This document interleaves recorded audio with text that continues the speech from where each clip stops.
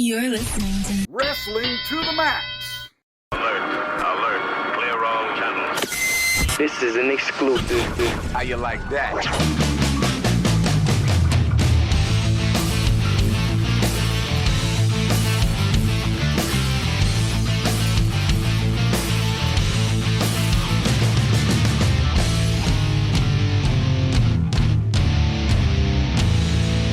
And your hosts, Gary Vaughn, Sean Garmer, and Paul Leeser. King of Sport. New Japan Pro Wrestling.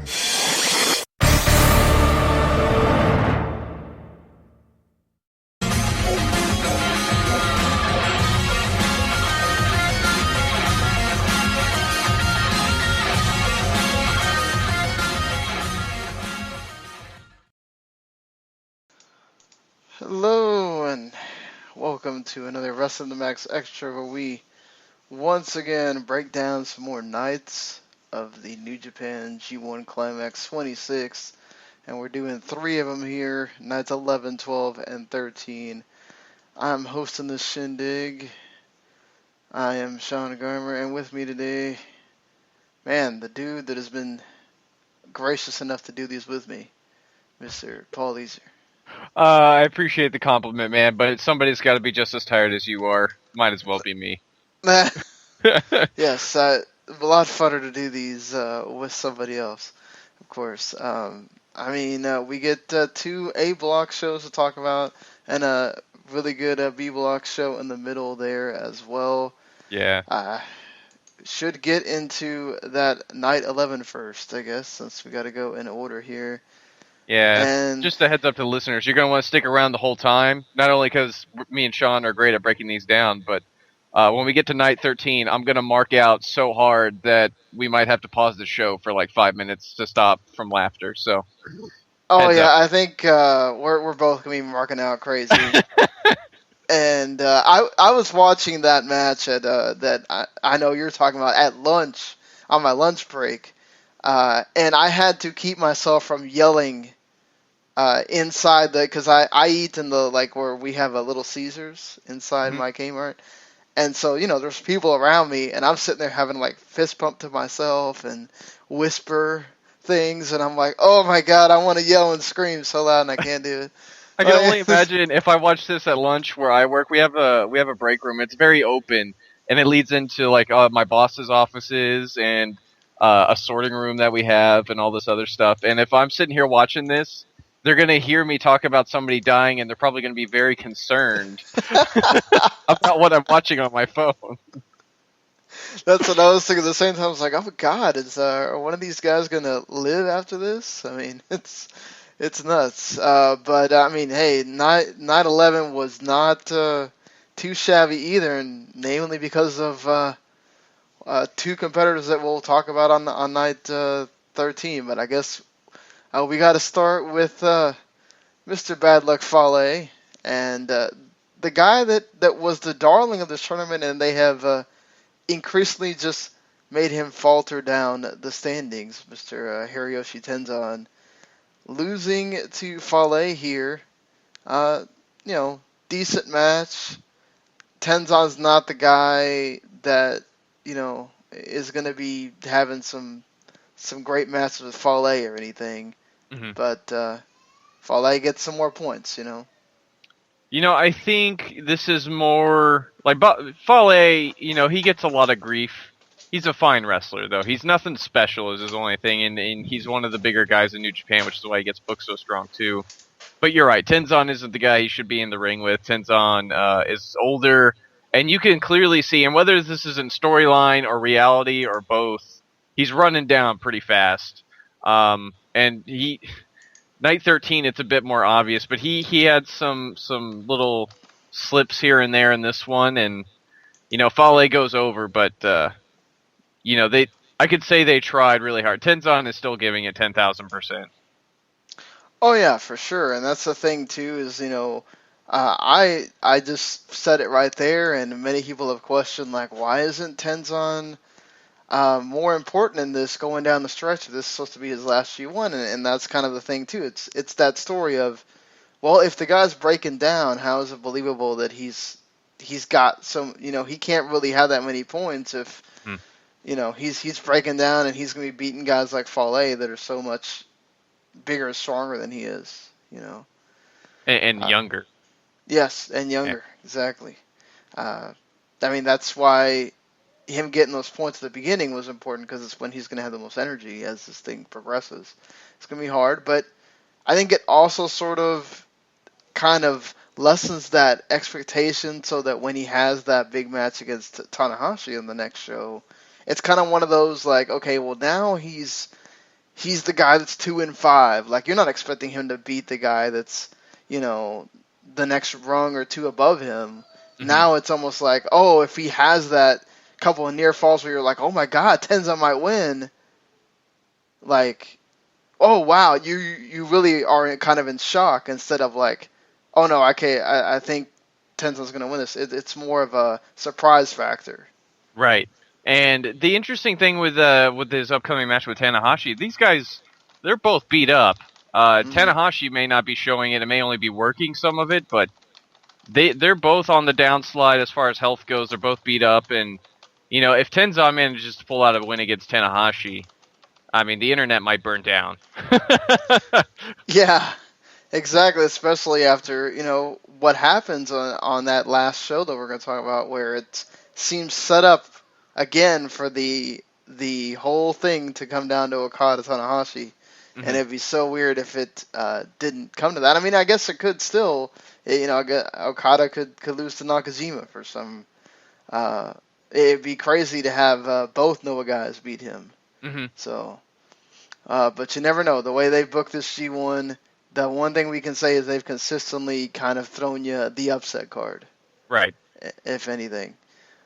So we move on here to Hiroki Goto against Tama Tonga, and I think along with the 913, Tama Tonga really has improved after we kind of punched him in the gut a little bit about, hey man, we need to see more of you. We need to see you do better. We really want to see him do better as a performer, because we know how great he can be. Mm-hmm. And I think he's finally getting there in these nights that are left. What helps Tonga on both of these shows is he's working with some quality workers. He's got Goto in this one, and on night 13 he has Sonata, who are both terrific wrestlers. Or not Sonata, sorry. Sonata. Sonata, yeah. And they're both great workers, and especially him and Sonata, I felt like they clicked instantly. But I think he had some chemistry here with Goto too, and that he got to his frenetic energy sort of helps him avoid Goto's more strong style moveset. And I mean, when Tama Tonga got like that Ushigoroshi, he sold that pretty hard. I really enjoyed that spot, and he falls to my boy Goto here. But man, this was a really, really good match. I love this one. Oh, and I love the that part near the end where they're both like, how Goto does and everybody knows he's going to do it, the whole where he like runs past you and then does the lariat. Mm-hmm. And like, Tonga hasn't scouted, so they keep running around each other, and it's like hilarious. It's funny, but it's like awesome at the same time. And then he finally hits him, and you're like, oh my god, I'm exhausted after watching that. If this was any other promotion but New Japan, they would have played Benny Hill during that part. Yeah, exactly. But it works with Tonga because he does that. He's done that forever. And the one he always did it best against was Yano with the like sliding around like a snake thing underneath you. And he does it to Goto, and Goto freaks out, and it's good stuff. And I mean, like, just again, Tonga is. He had other than Tanahashi, he kind of had some rough opponents to go against at first, and then like you said, just the class of opponents to go in after, and to really shine against. And I think the pressure's sort of off him too at that point too. I think he feels more like, all right, I can just let it loose and let's see what happens. Yeah, I mean, he sort of carried a sleepwalking Okada to a passable match. Which, I mean, we know the guy has talent. We know he's got something. He's just got to win those fans back after that Guerrillas of Destiny run. So, which is something that Ring of Honor doesn't want to let go for some god awful reason. But here, at least, it seems like he's getting his feet back under him, and he's got a long road ahead of him. But it's certainly, if he has a strong finishing stretch, I think it'll do him wonders. Oh, for sure. And we'll get to talk about the big guy that we've also been sort of lambasting a bit. Hopefully, continuing to have this great closing stretch, but not to be outdone. The next match after this, Naomichi Murafuji beaten Sonata, and another borderline very good, great match here. Murafuji has been so good in this tournament. I've really enjoyed, he can do the whole, okay, I'm going to chop you to death, and he can also hang with you as far as, just being quick and doing things, Sonata does too. He's for being the ace that he is, he can still do some pretty high-flying stuff. Absolutely. This is another match where you see that instant click of chemistry, and I don't know if these guys have ever wrestled each other or anything like that, but they certainly found their groove very quickly. They both worked that similar, almost fast-paced heavyweight style very well. Lots of kicks, lots of grappling, lots of great stuff here. And Sonata continuing to really impress, but not get victories is a little head-scratching after the first night, especially whenever we finish up this podcast. He's way down the list, and for somebody who beat Tanahashi clean with a submission, I was expecting him to at least be in the middle, Yeah, me too. I probably had him more points than, others.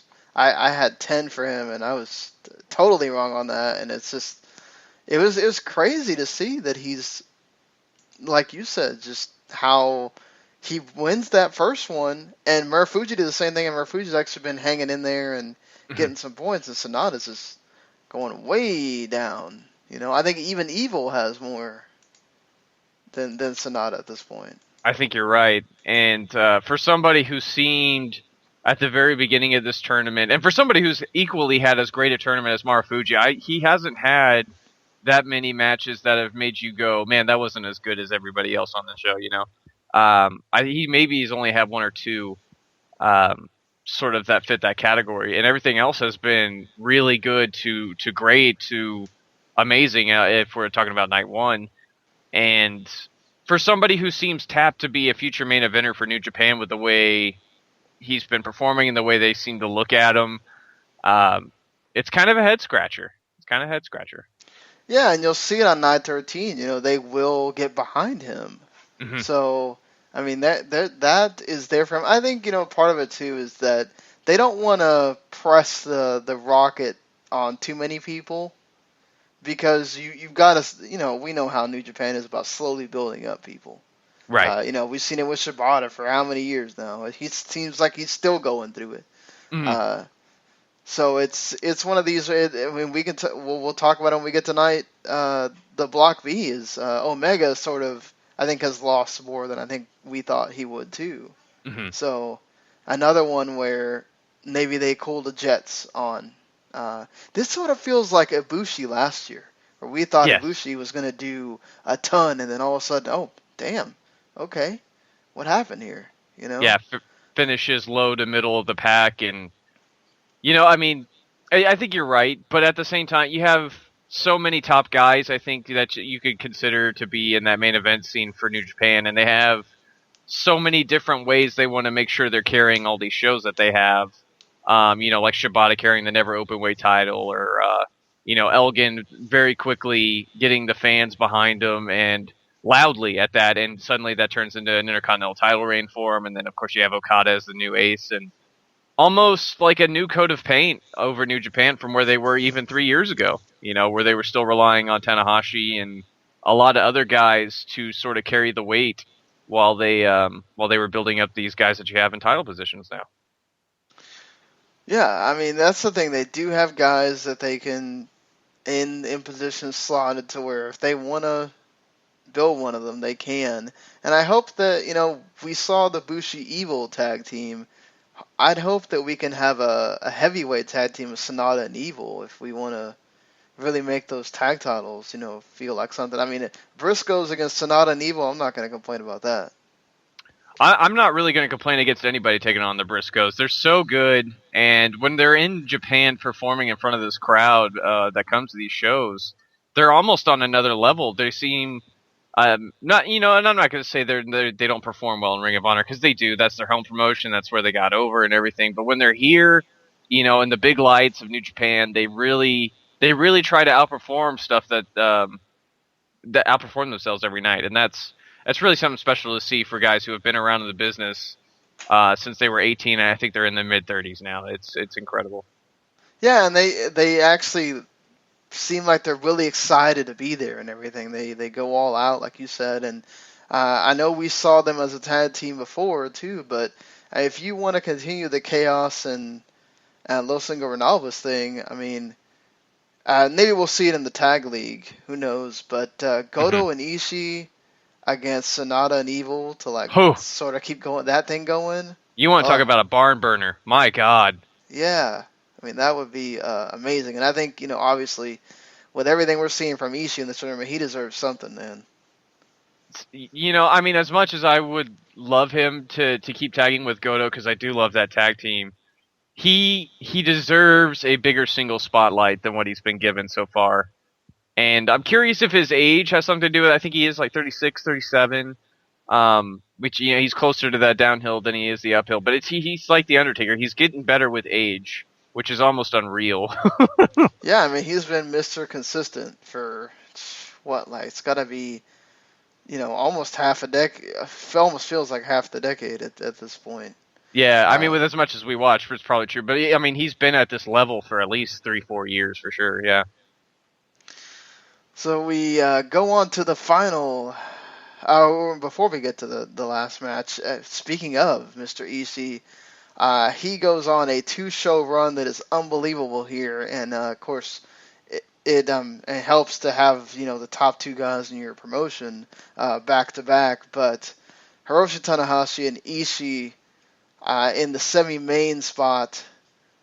Oh, this was awesome. I mean, these two just I love Ishii doing dragon screws to Tanahashi. This was great, and Ishii just not caring at all about the fact that Tanahashi done something to him. Oh well, here you have a dragon suplex. Well, I'm gonna do one just to you right back, and I mean, Ishii doesn't get the win, but damn, he looked great here. The best part to me in this match was the very beginning, where Tanahashi is sort of doing his usual stuff at the beginning, and Ishii doesn't play that, so he chops and slaps the living shit out of him, and it still doesn't get Tanahashi to do anything. So Ishii starts fucking with his hair, and that's what pisses Tanahashi off. Not getting the shit chopped out of him, but messing with the hair. That's the step too far, guys.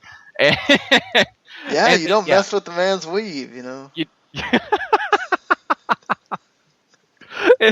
It proves true in this case, and as you said, as Larry so eloquently put it, the fuck your suplex, mine is better, and they just keep trading Germans and dragons, and if there's an adjective or a noun that you can put in front of a suplex, these guys put it on each other, and so good.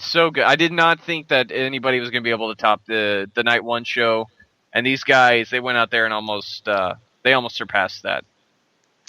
Yeah, I mean, this was great, and just, yeah, I mean, you said it all, but I mean, like, just both of these guys, and I love Tanahashi just being smart and going after the leg of Ishii, because he's like, well, I mean, if he's not standing, he's not hurting me.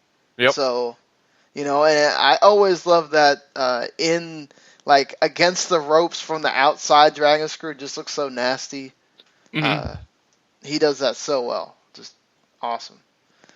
I mean, it's just 2 men, like, freaking being men. Very much similar to, like, the Marufuji and Ishii match, where after a certain point, it's just like, okay, guy, whatever you can do, I'm gonna do better until we just can't go no more. Hmm.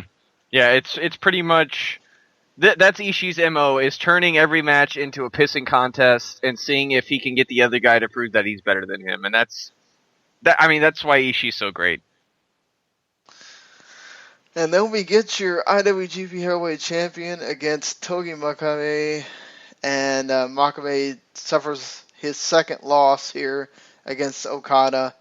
Makabe got a lot here, and at one point, I was like, oh, well, maybe he's going to win, and then he misses the King Kong, and that's when I was like, oh, okay, he's not winning. He had me for a second there.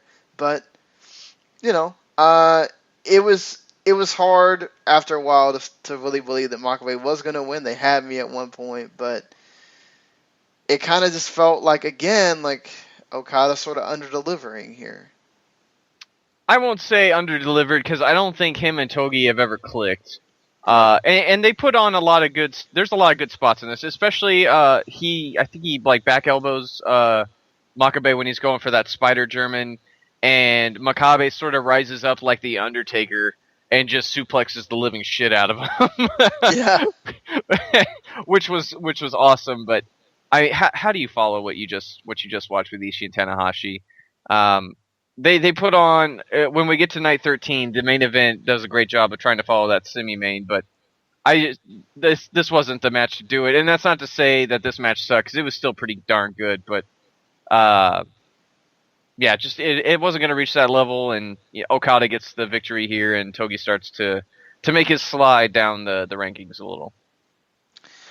Yeah, and we'll talk about the standings when we get to the end of night 13, since they have 2 nights here, but yeah, I mean, I didn't think this was bad or anything. This is still a good main event. Just, it wasn't to the level of. It's hard with Makabe because, again, he's another one of these guys that, like, there's only certain guys that are really gonna be able to get some great matches out of him. Right. And and even Tanahashi, his match with Makabe wasn't. It was of this quality, same thing. So, I mean, Okada's the one that still has the best match with Fale, of all people. So, right. Very true. There's just some, like you said, there's just people that you don't click with, and there's people that you do. Mm-hmm. But there, it's still that one great match to talk about from night 11, and we move on to the B block in night 12, and you have a slew of very good to great matches here. The first one with Nagata and Yano, certainly not one of them. But I will say I love the fact of the way Yano was able to beat Nagata here. That was pretty funny. Or was it I can't think of was it Yano that won? Yeah, Yano beats Nagata. He tapes Nagata's feet together and trips him on the outside, and then beats him back to the ring to get the count out. Almost the count out, and then he ends up getting the win after that, which is pretty funny. It's fine. It's your typical Yano shenanigans. Right, yeah. If you don't care for Yano shenanigans, you probably skip this one. But Yano, I thought it was pretty innovative, at least for to do this spot and not just have the typical Yano stuff in this match. And it's pretty short as well, like 4 minutes. So it's not like you're trudging through like 10-minute Yano match or something. So we go from that to Michael Elgin and Yoshihashi, 2 men that have been really great in this G1. Yoshihashi giving it everything every time he goes out there. Same thing with Elgin. And man, these two, it was the crowd was mixed at the beginning, and then they were just firmly behind Yoshihashi by the end.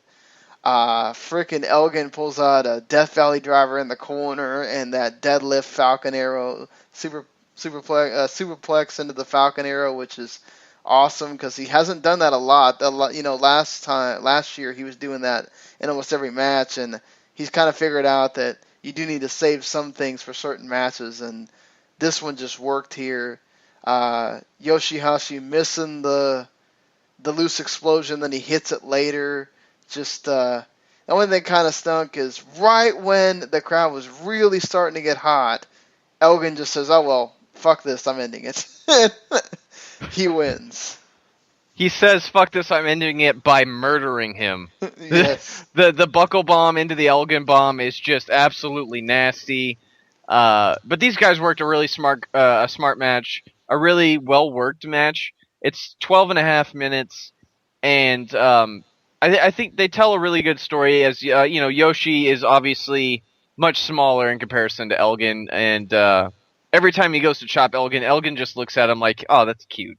Look at you chopping. That's so adorable." And Elgin then decides to murder him after that, and they go back and forth. And Yoshi gets to show off what really makes him, what's really won him over recently, is all that fire, all that energy, all that passion he brings to the ring, and really gets to show off his moveset here. And Elgin gives him a lot, I think, until he decides once again to just end him with these big power moves. But it's a really well-worked match. Elgin, I think, maybe in contention for that MVP honor of the tournament. He's been so great in this tournament. Agreed. Yeah, he has. Every match he goes out there, and it's been freaking very good to great. And Yoshi as well. Both men have the same sort of ailment with the sort of your shoulder to your arm to part of your chest thing. And Yoshi sort of really works on it during the match, and he gets in the butterfly lock as well. Just Elgin's really close to the rope, so he doesn't get to do a ton of damage. But like you said, just well worked, and Yoshi was doing everything he could to sort of at least make Elgin feel some pain. But Elgin just bigger, stronger, and he's gonna angrier. Win this one. Yes, angry.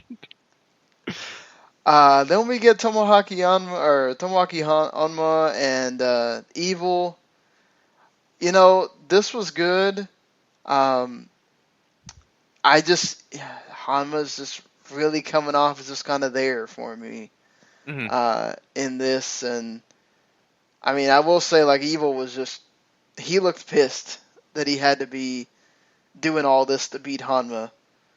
And, he at least won. But yeah, this was kind of like, all right, it's good, sort of a good in between from the match we just saw.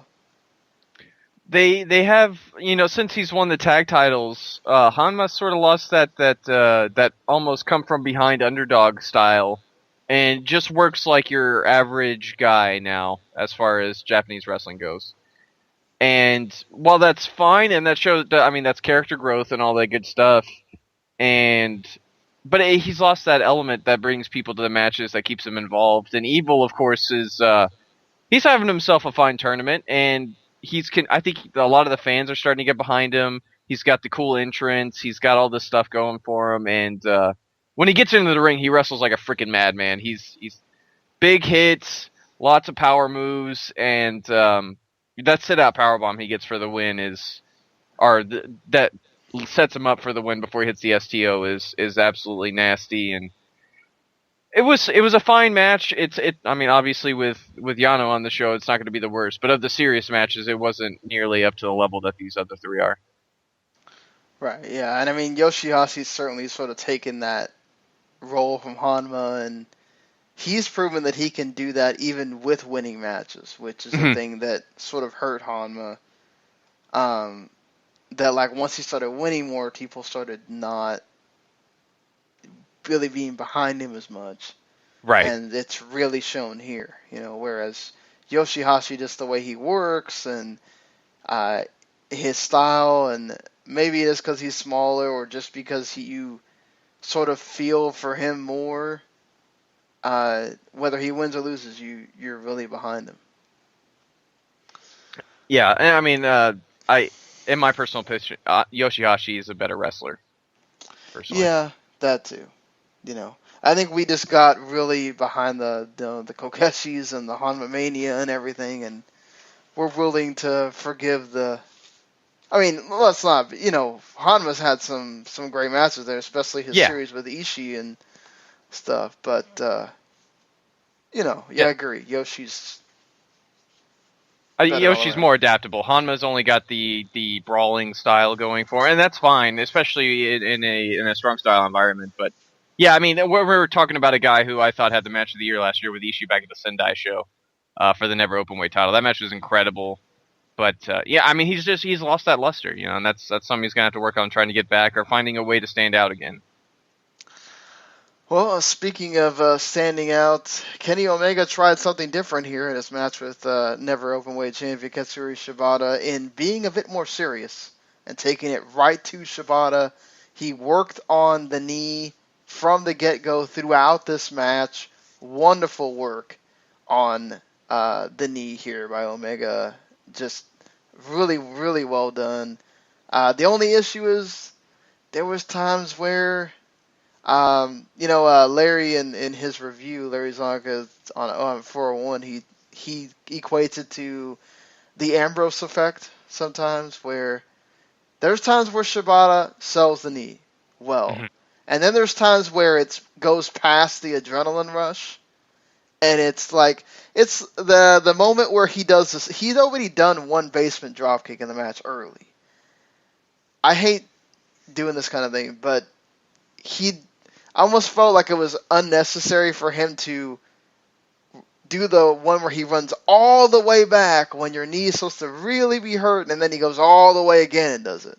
Mhm. So it sort of takes you out of it a little bit that he's really supposed to be hurting. Where and even I will say he kind of helps himself with the when he does the sleeper into the choke, so he Yeah. doesn't have to put so much pressure on his knee. But he does hold it there so long, both different times, and I'm kind of like, again, it's almost like, I don't know whether it's that borderline adrenaline rush to the point where he kind of forgets to sell. Um, you know. I think it's sort of a double-edged sword because the way Shibata is presented is a very, very tough, no-nonsense MMA badass kind of guy. He's got the kicks, he's got the chokes, he's got all the holds, and there's a time to sell the knee, obviously, and he does do very well at that at sometimes. But then I think there's times where that image clashes with what he's presented as, and maybe he feels at times that when you're getting down the home stretch, maybe it becomes less necessary for him. And to sort of live up to that image, he's got to keep the fire and all the angry kicks and everything hard and going just to make sure his character's coming off correctly. And this is just, conjecture, obviously, because I don't know, but it's what it feels like to me. And I mean, I'll give you that the selling of the knee kind of, or not selling of the knee, excuse me, kind of took away near the end. But I think Omega more than covered for it, because Omega was selling like a champ for him. Him trying to fight out of that sleeper was awesome. Oh yeah, All the struggles and everything. Yeah, he did the most anyone's really done trying to fight out of that sleeper once it's really locked in like that, which really made Omega look awesome at the end, even though he lost. And that's the only thing, is like Omega had it down except for the two times he tries to do his finisher, and then that's when Shibata struck. And, it hurt Omega. Just he tried to do everything else. Just the two times he tried to put it away is when Shibata was able to get the upper hand, and it wasn't enough. right.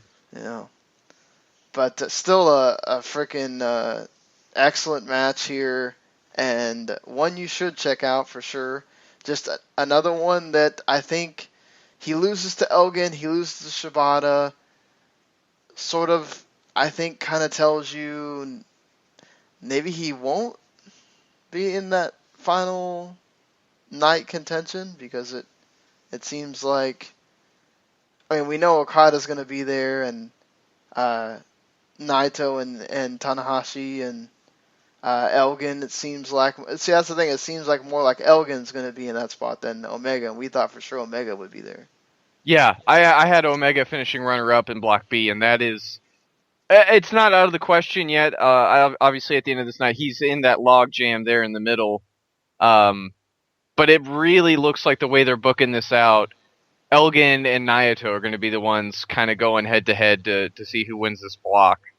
But obviously that could change. I mean, obviously you still got Nakajima and Yoshihashi and Omega and Shibata, guys who could seriously still come back and put a wrench in those plans. But yeah, we've talked about Omega's status with New Japan before, and I think there were some news bits that came across that sounded like if WWE came calling for Omega, he would go. Or maybe that's just what New Japan is afraid will happen, because obviously they've had that happen with Nakamura, and if they ever had designs for Ibushi coming back, that might not happen either. So I wonder if they're trying to protect themselves a little and just sort of de-emphasize him to emphasize guys who they know are going to stick around. Yeah, it's very true. I mean, same thing could have been. We don't know when Ibushi was complaining about schedule and stuff like that last year, and that could have been happening around G1 time for all we know. The thing is, too, is we could have a situation very much like what we get to talk about here on Night 13 is remember the last. Not this next one, but the match. I think the match he has before he faces Omega is against Evil, Naito, and could Evil pull what Ishii did and put Naito back into that logjam where Omega and him have the same amount of points? Right. So that's still out there and possible to make Omega still. Matter on that final date when he faces Naito. So I guess anything can happen still here with Block B having a couple more shows. Yeah, 'cause, I mean when we get to the standings, I mean everybody is just they're still right there, Yeah, exactly. I mean it's pretty much you just got Evil and Hanma, the ones with less points than almost everybody else. Other than, right. Ogun and Naito. So. And then you have your final match, which is Kazuchika Nakajima against Tetsuya Naito. And again, Naito has been terrific about being consistent, about working on the leg or the knee in almost all his matches. I love the way he set this up for Nakajima, though. He goaded him into finally coming up to the apron because he kept going in and out of out to ringside, which is like total awesome Naito. Like, I don't care. I'll just keep rolling back in and out, and then, it's a plan so that Nakajima will screw up his leg, and then he gets an opening. And then Naito just proceeds to continue to anything he possibly can. Indian deathlocks, knee bar, heel hook, anything freaking Naito can do. And it plays in the end because basically Nakajima's leg gives out, and it allows him to hit that first Destino, and Naito then hits the second one and wins. But still very good stuff. And then Nakajima, he got some chants finally here too. He had people chanting for him, which you've been trying to do for the whole damn G1.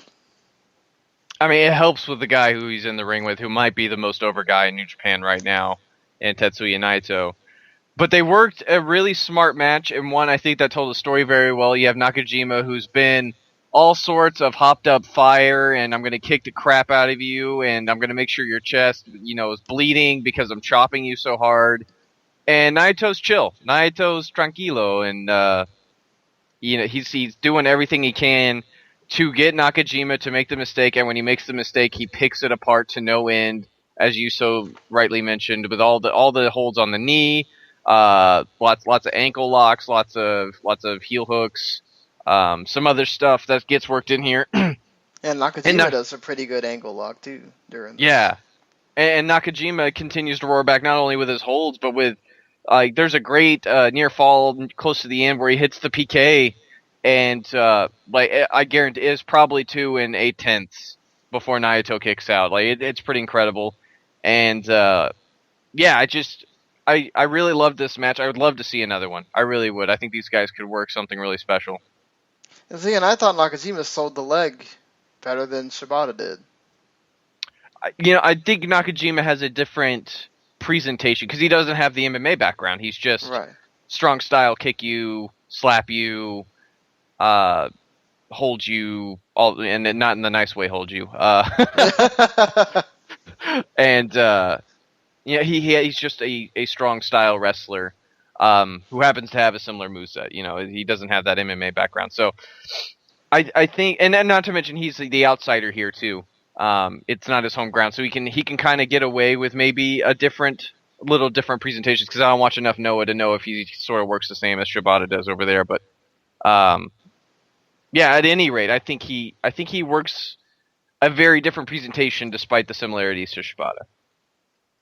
Yeah, I mean, these two even had the thing at the press conference where they had the little confrontation with each other, so it was nice to see them have this great match with each other, and just it all worked and flowed well, and it was a great main event to end the show of another great night of G1, and you go, okay, well, these last two nights have really felt like G1's coming on, and then you get to night 13, and you're like, oh my god, what is going on here? Gotta change another my level. At the end of the show. My god. Yeah. So we start off with a really good Sonata and Tama Tonga match, as you mentioned. Chemistry from the get-go, really, because both these guys got some hops. And they show it here in this match, and they also have a ridiculous set of counters. At one point, like Sonata backflips out of a German. Tonga tries to do something. I can't remember exactly what he's doing, and he gets out of that. And then Sonata hits him with a move, and I'm just like, oh my god! I felt like that just happened like a blink of an eye.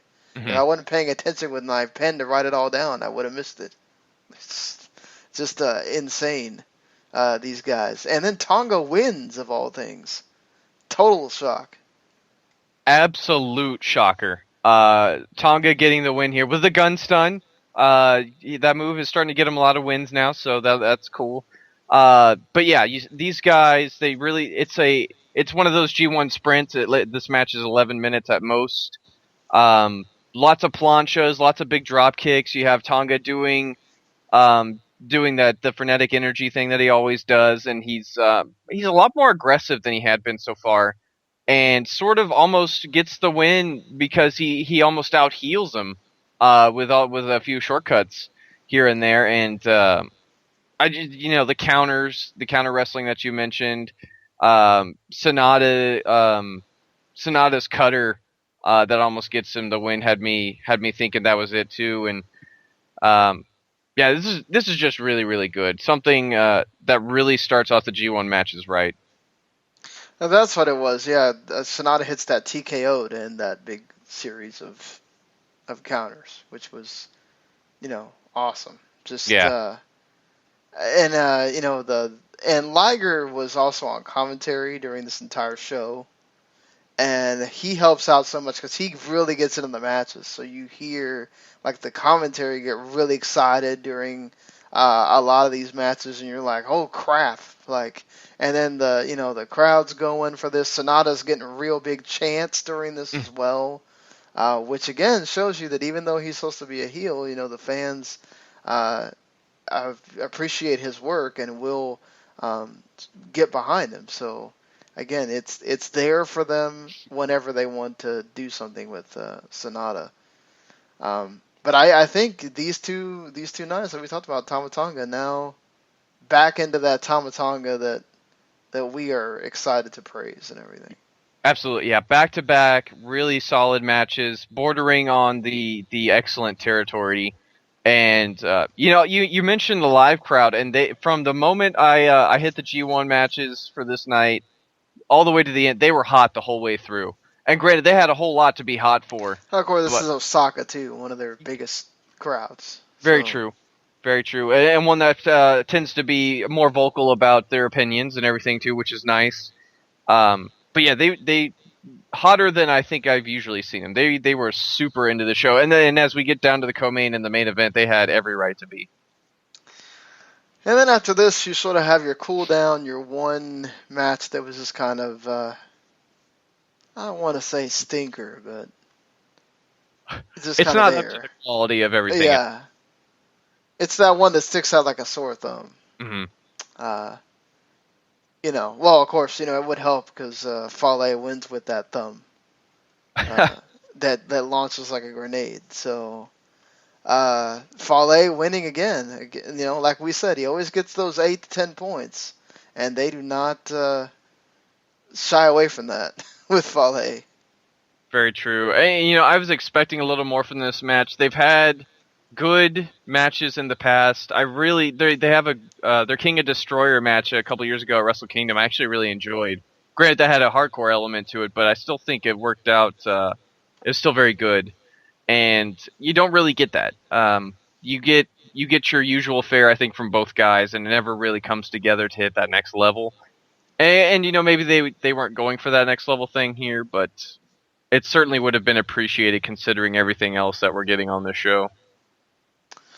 Yeah, and then we get Hiroyoshi Tenzan and Hiroki Goto, and basically Tenzan loses here. He is officially eliminated. And that is what happens when Goto hits him with he uses a sleeper from his buddy Shibata 2 different times. The second time, Tenzan actually gets out of it. He pushes him into the corner, and then he just Goto's able to get it again.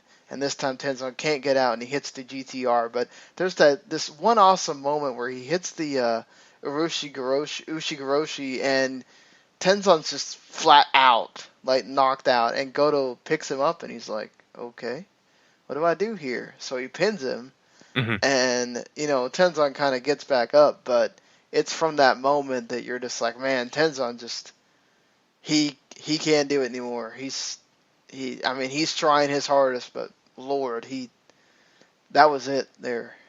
Yeah, he is giving you absolutely everything he's got left in the tank.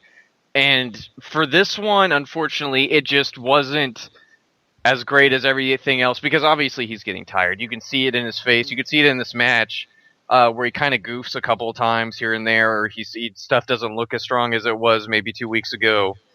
And I mean, to his credit, he still puts on a really decent or a really solid performance despite the errors.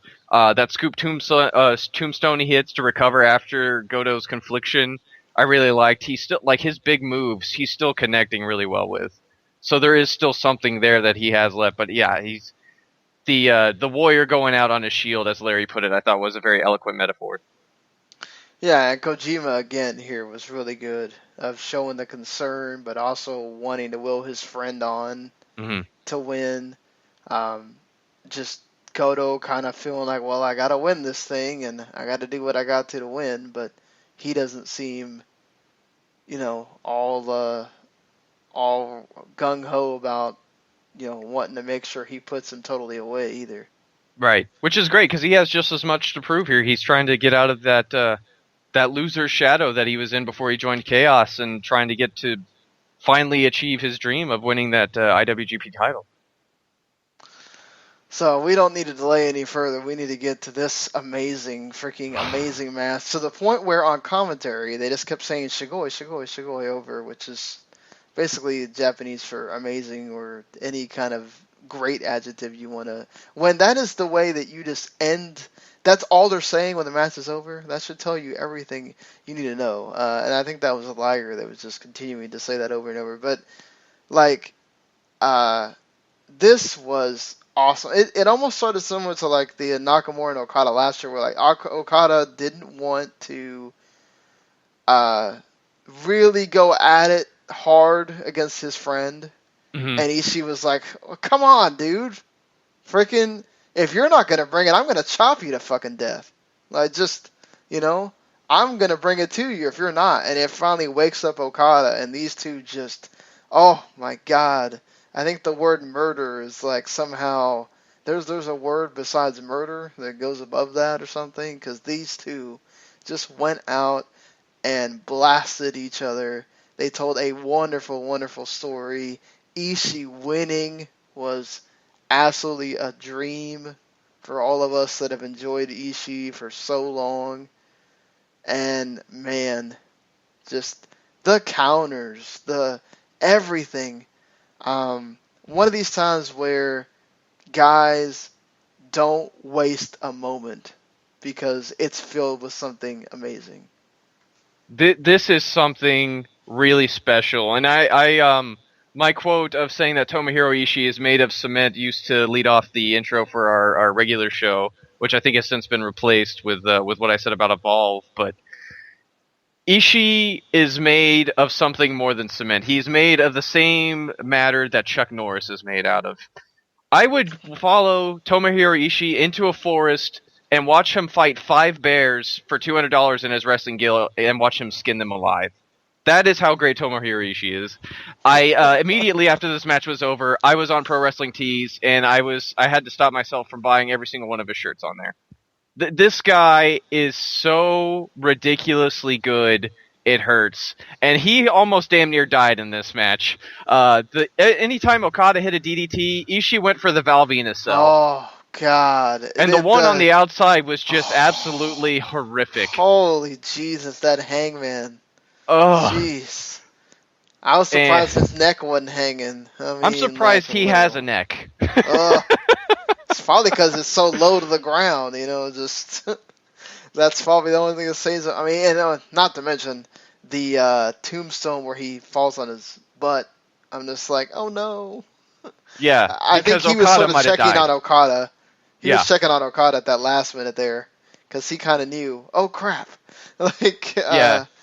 The camera picks up Okada's neck, kind of going at a weird angle after he hits the inverted tombstone. And you could tell there's some checking going on to make sure that he is still alive. And I kind of skipped to the middle there, but Ishii opens with these amazing fast-paced lariats that he hits so hard that immediately reel Okada, and that's what sort of gets him going. And what follows is 20 minutes of magic. And we talk about 5-star matches this year. We've seen one at least with Nakamura and Sami Zayn back at Dallas. And Okada and Tanahashi early, at Wrestle Kingdom. At Wrestle Kingdom, and this I would put right up there with those 2 matches. This was absolutely incredible. Tomohiro Ishii getting the win is a huge deal. I really hope this equals out for a title shot for him. There's a part of me that wants him to be the IWGP champion right now. I think he absolutely deserves it. He's been so strong for this promotion and for himself and for everybody he's been in the ring with. And if he doesn't, even if it's only a short run, like a reward run, he absolutely deserves it. His name should be on that championship for all time. I agree with you. When this was over, that was what I was thinking. I was like, oh my God, he's going to get a title shot. Oh my God, I want him to win. I want him to win right now.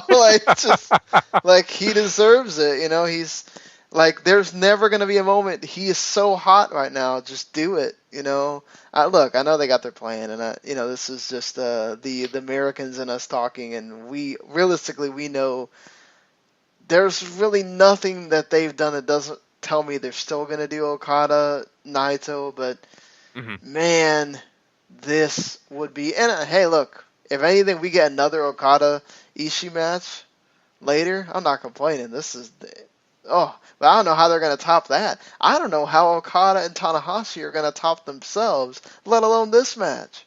I mean, this was great. And when I saw it at my lunch break, and I'm going, this is 5. This is 5. No, I don't think I need to even think about it. I went with the conservative 3/4, and then I was like, okay, let me watch this again. It's like, oh no, this is 5. 5 total 5. And then I went and saw Larry's, and he went with the 5 too. And I was like, okay, I'm glad that I went with my gut and went with the right match. It's just these are one of those things that seriously. Go try to find this. Whether you got New Japan, seriously, it's worth the $10 by itself. Mm-hmm. But if you don't have $10, go find this and watch it. You thought Owens and Zayn was great, and nothing taken away from that match because it was great. That was incredible too. Yeah. Was better and so freaking awesome. This is. I had the same reaction to this match when it was over that I did with Zayn and Nakamura back at TakeOver Dallas, and that if this wasn't 5 stars, I don't know what is. And if you've seen Owens and Zayn at Battleground and thought that was the match of the year or a 5-star match. I think you watch this one and you realize that this is what that next step up, this is what that next quarter star is, and it is, yeah, absolutely incredible, absolutely. And I'm sitting there wondering how Marufuji and Tanahashi are going to follow this, and by God, did they try, Sean? Yes, they did. I mean, and those are the things like you feel when you're. I thought of you immediately when I was over with this. I was like, oh my God, I know Paul's gonna love this thing, and I thought of you in that same vein of like, man, if this is not a 5-star match, I don't know what is. You know, so. And I mean, after this, you have Tanahashi and Marufuji, and I think there's, Tanahashi sort of always does this, but I felt like that extra breath that he gives himself before he like walks into the ring, I almost felt like that was sort of like, oh boy, I've got big hurdle to climb here. But I mean, they tried a freaking apron pile driver by Marufuji to that, injured back and neck of Tanahashi. Tanahashi, what are you doing? Yes. What are you doing? This is like the Bushi launching him like a dart into that turnbuckle. It's just, oh my God, dude. Yeah. And Marufuji doing his chopping you to death thing here with, I think I felt the chops here. Every time Marufuji was laying him into Tanahashi, his chest was pretty red. After this was over, and it was so, I felt so bad because like Tanahashi's chops were like, little weak things compared to whatever what Marufuji was doing. So it was such a contrast of two guys chopping. But yeah, this was good again. Like just Tanahashi getting really nasty with the leg work on Marufuji, and then Marufuji they did stop working the neck with Tanahashi, so that kind of went away after he did work on it after a while after the apron pile driver. But this did get crazy with the freaking, every time he does those bicycle knees, I feel like he's gonna take somebody's head off every time. Just some nasty stuff, and Tanahashi wins, but man, like you said, they tried. They tried so hard, and they almost succeeded in tying that match. These guys go out there and put on a freaking show for you. Tanahashi working, I think him and Marufuji had a very solid game plan going out. Marufuji gets a whole lot of offense. It's a whole lot of hard chops. It's a lot of his kicks. It's that big knee. It's a freaking apron pile driver that I don't know how Tanahashi is alive. And they continue. I think they had to stop working on the neck because Tanahashi might, be worried that he actually is going to hurt it. Yeah, there was one of those like twisting kicks that Marufuji does where I was just like, oh my God. I think he just hit him right in the face. I'm sure Tanahashi is visiting his dentist after this match anyways. Yeah, seriously. But Jesus, and he works such a smart match after this too, because as much as Marufuji gets, Tanahashi is hitting the bigger spots still. He's getting his sling blades in. He's reversing stuff. And he even does the 2 high fly flow thing to make Marufuji look extra good. And, Tanahashi gets the well-deserved win. But when you send 2 aces out there, do you really expect not to have anything below, 4 stars? This was a terrific follow-up. And, obviously it's hard to top 5 stars when that's the top of the scale. But these guys, they tried and they almost succeeded, and that's worth tipping your hat for. Yeah, exactly. Wrestle Kingdom is sort of like that only other time that we really saw that where it went in sequential quarter-star order with the last 3 matches. Like, it's so hard to be able to go, oh my God, there was this great match before me, let's try to outdo it. And I think in a way it was always going to be so hard because of the, you're not going to be able to tell that same beautiful story that Ishii and Okada are going to be able to tell, but they did just as good enough to be able to do what they did, and at guys that are of an older age as well, you know, and Sort of, and two guys that are sort of a bit different. Tanahashi doesn't go around kicking people and chopping people and whatever. Tanahashi has his own style, and he has to mix that with Marufuji. And they did have a match before in the other G1, and it wasn't nearly anywhere near as good as this. So hats off to both guys. And Marufuji's been having a terrific tournament all throughout. He's another guy in that A block that you can sort of give a. And we didn't know what to expect from him when we saw his name on there. We're like, oh, what Marufuji are we gonna get? Mm-hmm. And he turned it on for this G1. Yeah, he's been absolutely stellar. Tanahashi's been in full storytelling mode and really is looking to prove that he can still hang around after the break, because I almost feel like he felt like the break was his body almost telling him he can't do it anymore, and he's trying to go out there and prove that no matter if he's held together by duct tape, bird poop, and prayers, he's going to give you a 4.5-star match. And Jesus, I believe him. I absolutely believe him.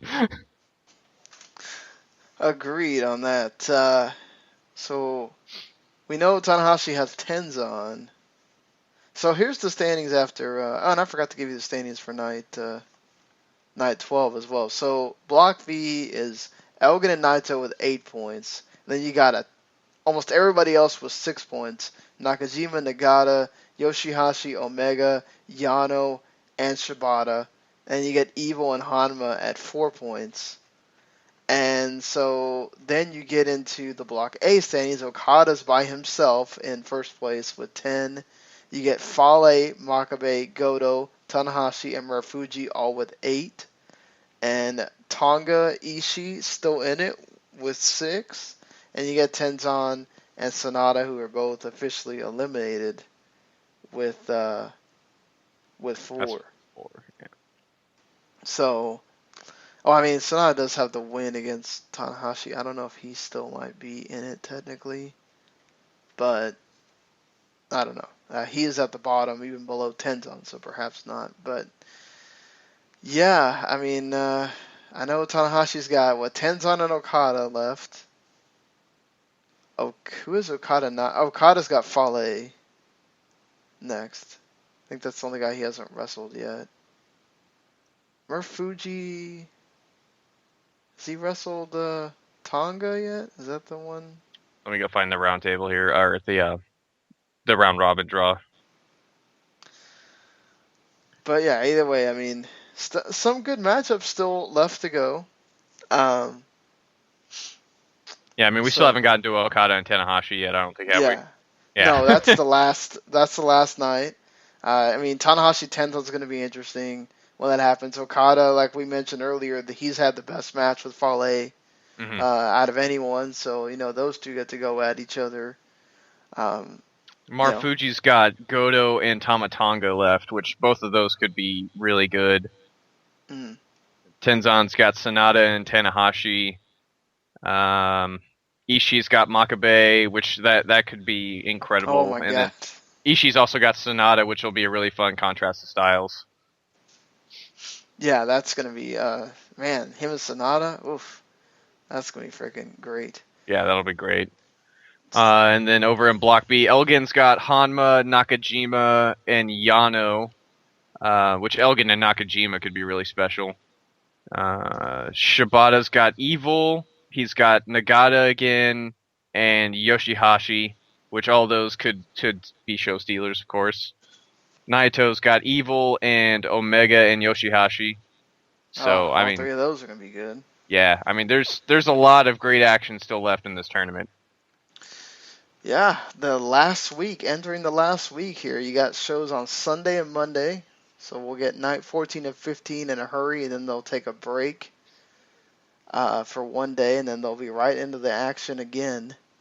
Is it like one day and then they take a break again, or is it straight through after the 10th? Did it just go straight through?